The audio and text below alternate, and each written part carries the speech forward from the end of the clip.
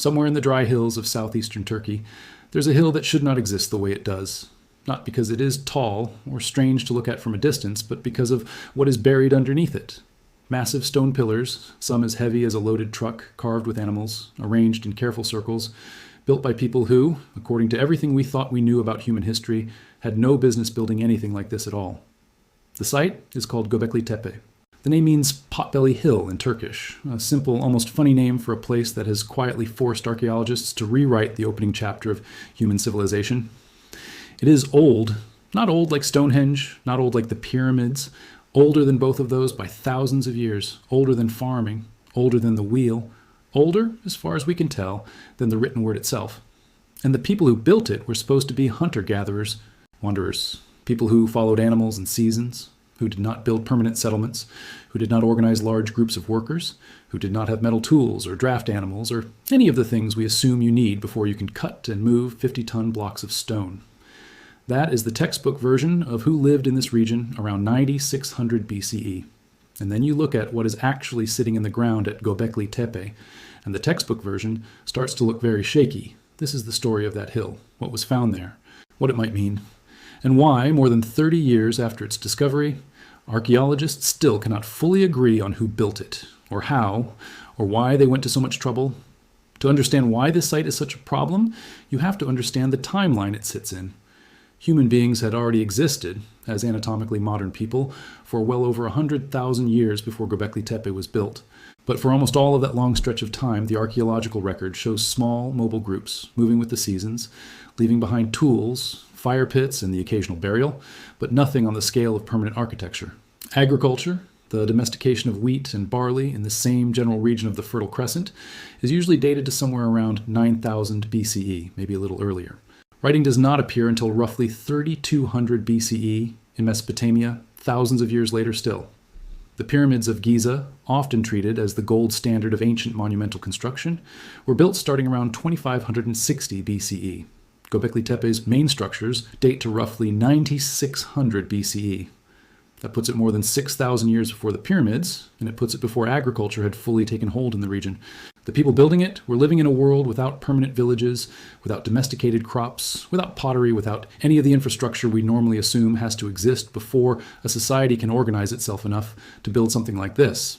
And yet, here it is, sitting in the ground, undeniable, radiocarbon dated many times over by multiple independent labs, with a level of agreement on its age that leaves very little room for argument. The date is not really in dispute. What is in dispute is everything about how a society at that stage of development managed to pull this off. The story of the discovery itself is almost accidental. In 1994, a shepherd was walking his flock across a hill near the city of Şanlıurfa in southeastern Turkey, close to the border with Syria. The ground there was full of broken stone, and locals had known about it for years, mostly assuming it was just an old, unremarkable ruin, maybe a medieval graveyard. It had actually been surveyed once before, briefly, in the 1960s, by American researchers who noted the broken slabs and moved on, assuming they were nothing special. It took a German archaeologist named Klaus Schmidt to look closer. Schmidt had worked at older sites in the region before, and something about the limestone slabs poking out of the ground at this hill caught his attention. He began digging in 1995. What came out of the ground over the following years would become the project he devoted the rest of his life to, right up until his death in 2014. What Schmidt and his team uncovered were not broken slabs from a medieval graveyard. They were the tops of enormous carved pillars, buried under centuries of deliberately placed soil and rubble.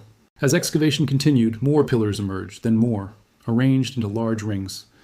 Eventually, the team identified around 20 separate stone circles, each one built around a central pair of the largest pillars, with smaller pillars set into a wall running around them like ribs around a spine. The pillars themselves are extraordinary. They are shaped like a capital letter T, a wide horizontal top set on a narrower vertical shaft. Some of them stand close to 18 feet tall. Some weigh close to 50 tons. And they are not just rough standing stones. Many are covered in carvings, detailed images of animals rendered with real skill. Foxes with their bodies twisted mid-motion, vultures with wings spread, snakes coiling around the base of a pillar, wild boars, scorpions, cranes, aggressive-looking bulls. There are also abstract symbols, H-shapes, circles, crescents, patterns that repeat across different pillars in ways that suggest they meant something specific to the people who carved them, even if we cannot read that meaning today. And on the two largest pillars at the center of each circle, the carving gets even stranger. Long arms are carved running down the sides of the pillar, bending at the elbow, with hands and fingers meeting near the front, right around where a belt or a loincloth is often carved into the stone. These are not just abstract standing stones. They appear to be enormous, stylized human figures, watching over the circle from the middle of it. Here is where the trouble starts. Cutting stone like this, shaping it this precisely, carving detailed animal reliefs into a 50-ton block, and then moving that block from the quarry to its final position. All of this is difficult even with modern equipment. Take away the cranes, the trucks, the metal chisels, the wheeled carts, the draft animals, and you are left with people using stone hammers, antler picks, ropes, wooden sledges, and raw manpower. Archaeologists have tried more than once to recreate this kind of work using only tools that would have existed at the time. They have managed to rough out basic shapes. They have moved stones of modest size using sledges and log rollers.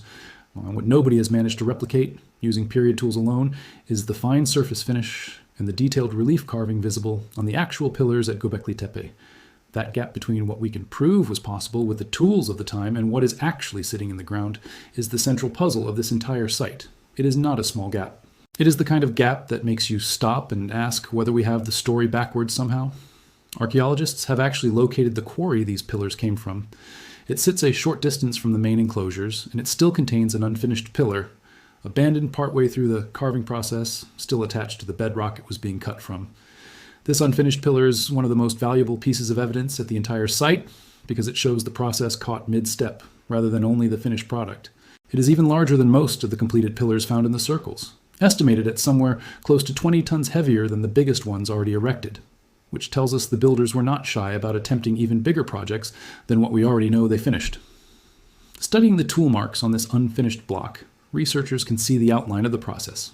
Rough removal of stone using hammerstones to define the general shape, followed by finer work to smooth the surface and begin defining the T-shape. But the pillar was left before that finer work was completed, so we cannot see, from this one block alone, exactly how the builders achieved the level of finish visible on the pillars that were actually completed and erected in the circles.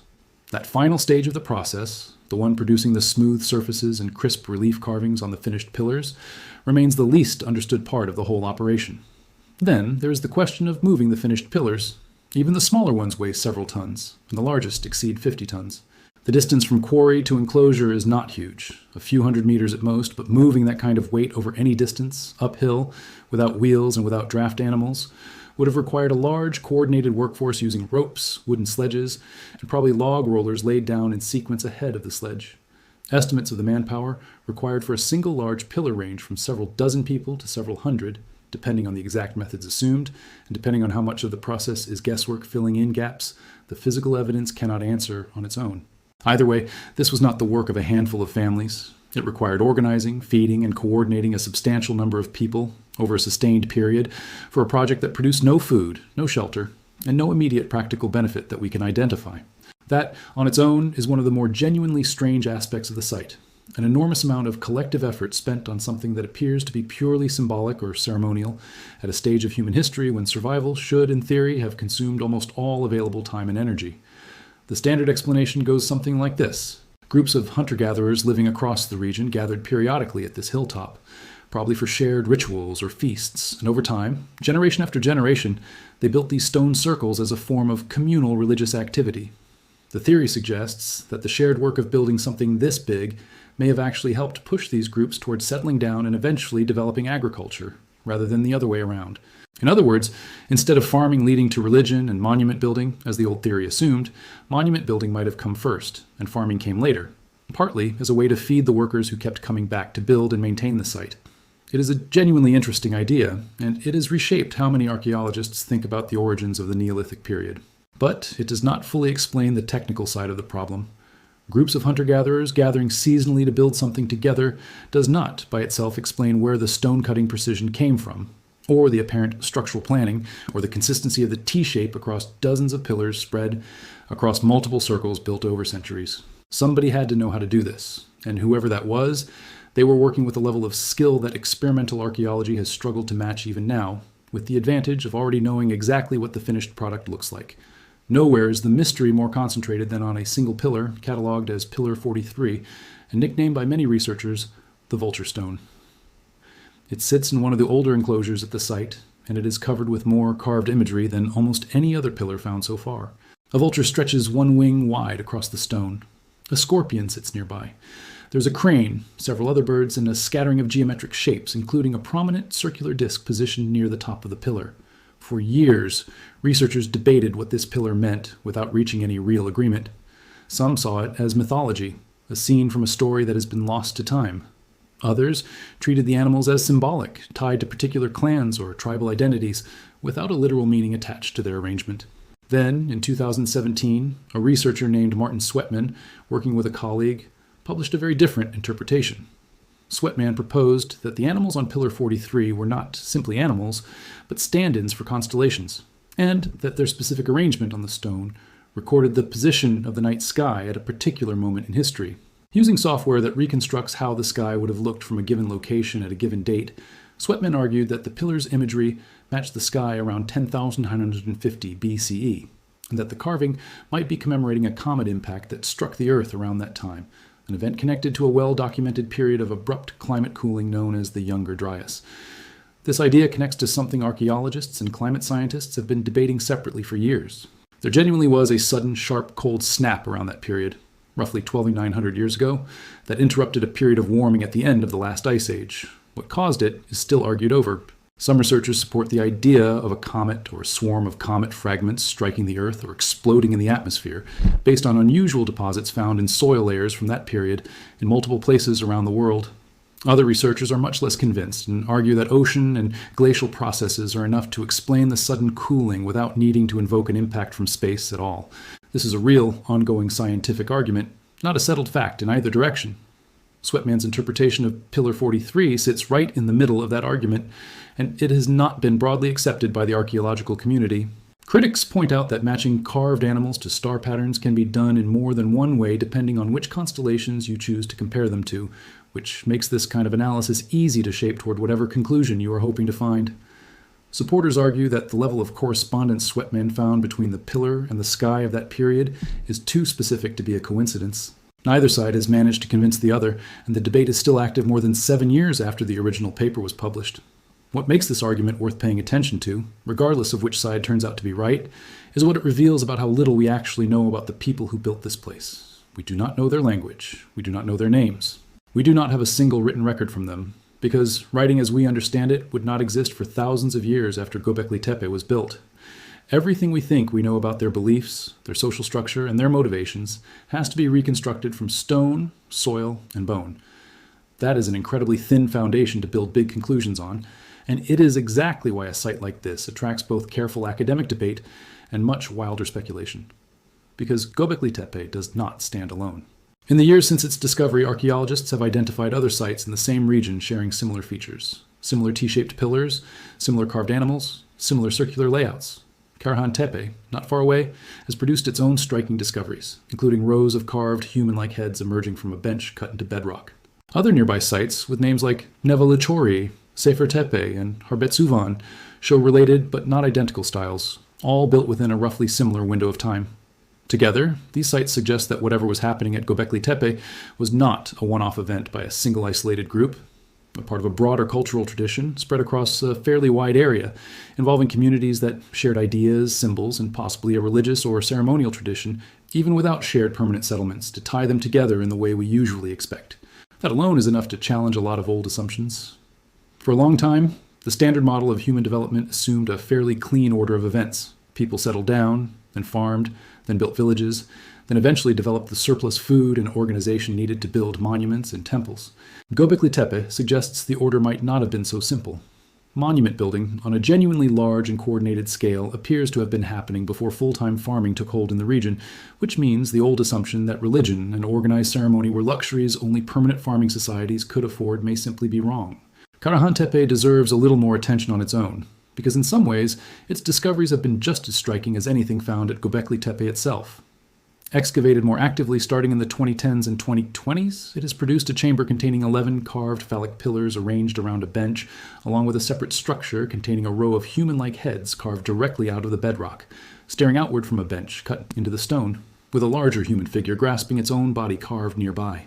The imagery is different enough from Gobekli Tepe to suggest these were not identical copies of the same religious idea, but similar enough in construction technique, material, and general period to suggest a shared cultural world, a set of related communities that understood and used a common visual language even while expressing somewhat different ideas at each individual site. This is part of why researchers increasingly talk about this region as a network rather than a single isolated monument.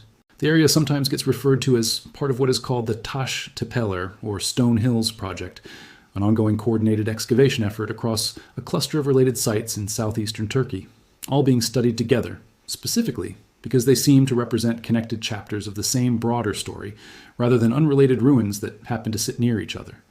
One of the strangest parts of the whole site is what happened to it near the end of its active use.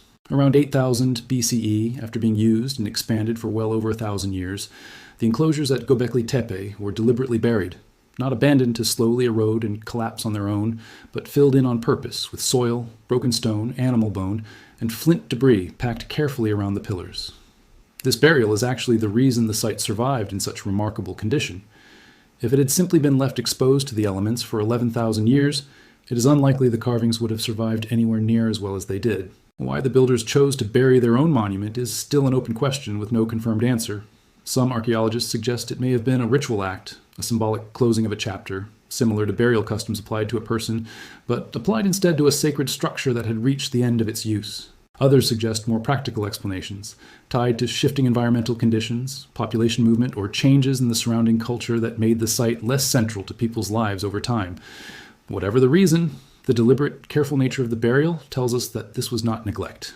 Somebody made a decision to close this place, and did so with the same kind of intention that had gone into building it in the first place. None of this means Göbekli Tepe is proof of a lost advanced civilization hiding behind the official history books, despite how tempting that idea can be once you start looking at the gap between the tools available and the results achieved. Every serious archaeologist working on the site accepts that it was built by the people known to have lived in the region at the time, using the technology known to have existed in the region at the time. What Göbekli Tepe actually proves is something almost more interesting than a hidden lost civilization. It proves that we badly underestimated what hunter-gatherer societies were capable of organizing, planning, and achieving long before agriculture, long before permanent villages, long before anything we used to think of as civilization in the traditional sense. That is really the heart of the mystery, and it is a mystery that does not need any invented evidence to be genuinely unsettling. A group of people, with no writing system, no metal tools, no wheels, no beasts of burden, coordinated well enough to quarry, carve, transport, and erect 50-ton stone pillars, arranged them with apparent intention, decorated them with animals whose exact meaning we still cannot agree on, and then, centuries later, buried the whole thing on purpose. They left behind no explanation, no key, no way for us to simply read what they were trying to say. All we have is the stone. 30 years after Klaus Schmidt first put a shovel into that hillside, archaeologists are still excavating. Less than a third of the total site has been dug up so far. Ground scans using non-invasive survey methods, the kind that can detect buried stone and disturbed soil without digging a single hole, suggest there are more circles still buried, some possibly older than the ones already found, which means the earliest chapters of this story might still be sitting untouched underground, waiting for a future excavation season to bring them into the light. Schmidt himself, before his death in 2014, described Göbekli Tepe as a kind of cathedral on a hill built by people who did not yet live in permanent settlements, at a time when religion, in his view, may have come before farming rather than after it, reversing the old assumption that people had to feed themselves reliably before they could afford the luxury of shared belief in monument building. That idea alone was controversial when he first proposed it, and it remains debated today.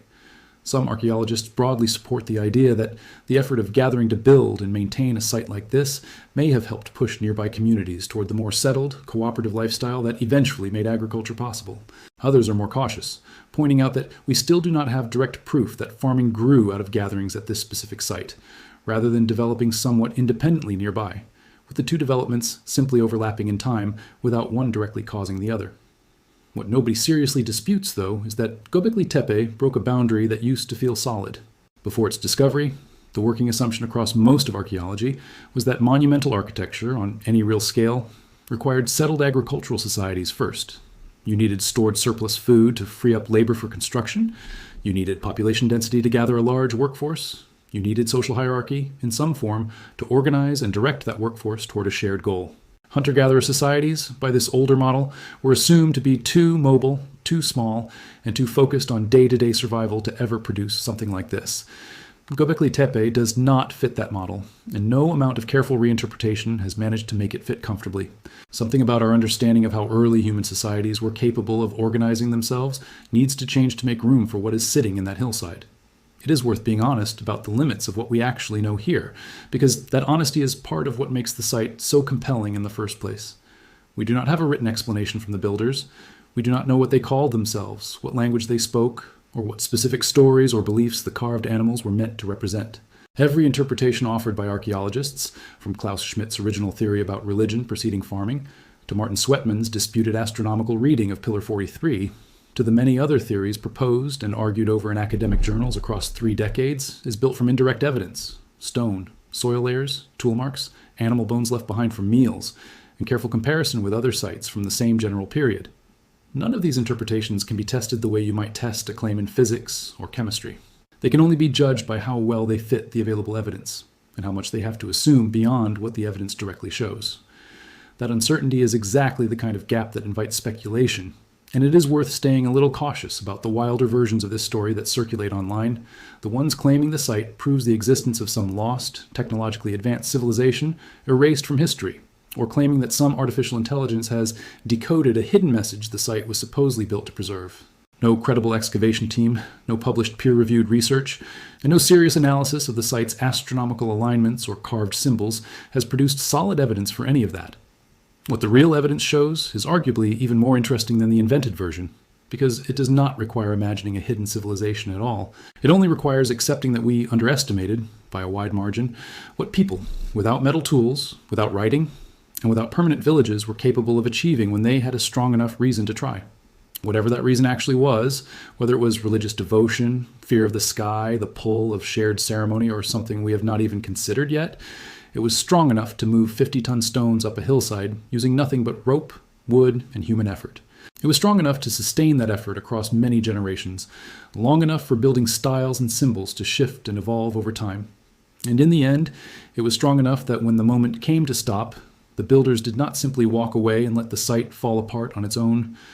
They buried it, carefully, on purpose, as if closing a chapter they wanted preserved rather than lost. Whatever the final answer turns out to be about who these people were and exactly what they were trying to preserve or communicate, one thing is already certain.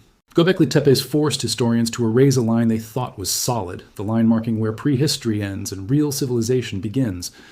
That line does not sit where we thought it did. It sits thousands of years earlier, on a quiet hilltop in Turkey, carved into stone by people history had almost completely forgotten, until a shepherd noticed something strange poking out of the ground.